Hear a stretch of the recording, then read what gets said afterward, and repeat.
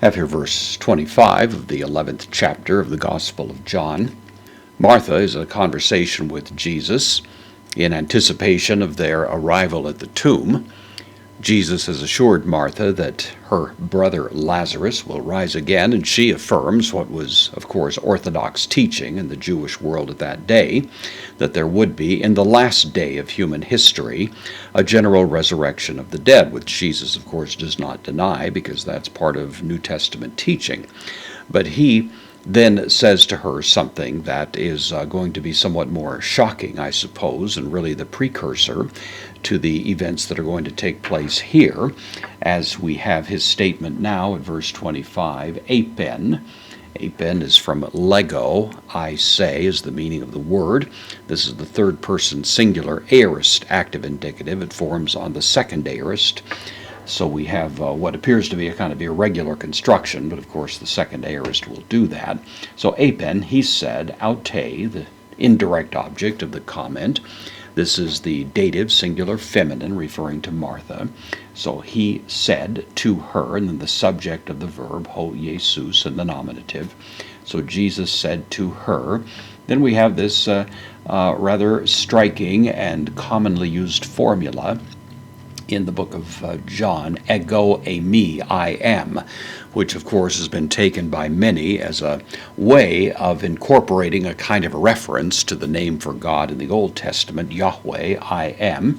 That was the name applied in the Septuagint version of the Old Testament, commonly used, of course, in Israel at that time in history. And so it seems that that's a conscious use of the phrase on John's part. So, ego eimi, I am. And then in this case, he anastasis.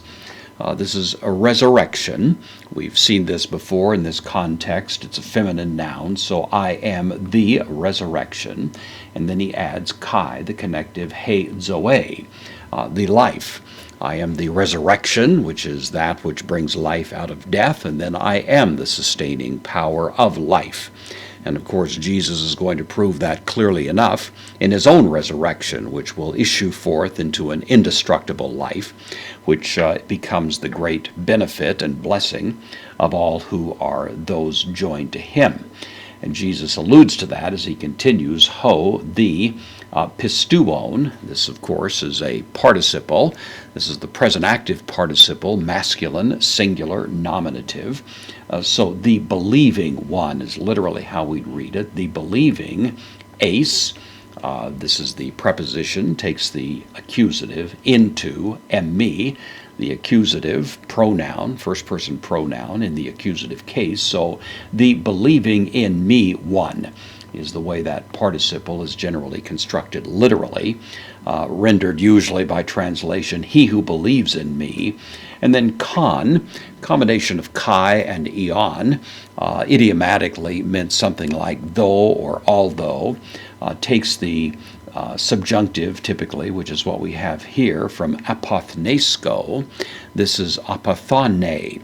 This is the third person singular aorist active subjunctive. And so it goes with the word con. So he who believes in me, even though he dies, even though he goes through an experience of death, as of course Lazarus had only recently done.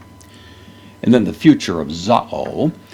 This is the third person singular future active indicative. He will live. So though he dies, he will live. This is part of the remarkable attitude that we find in the New Testament toward death. Christian people, of course, anticipate that they will go through this experience that we call death, and yet death has lost its sting. The grave has lost its victory, that this is not something that is anticipated with dread.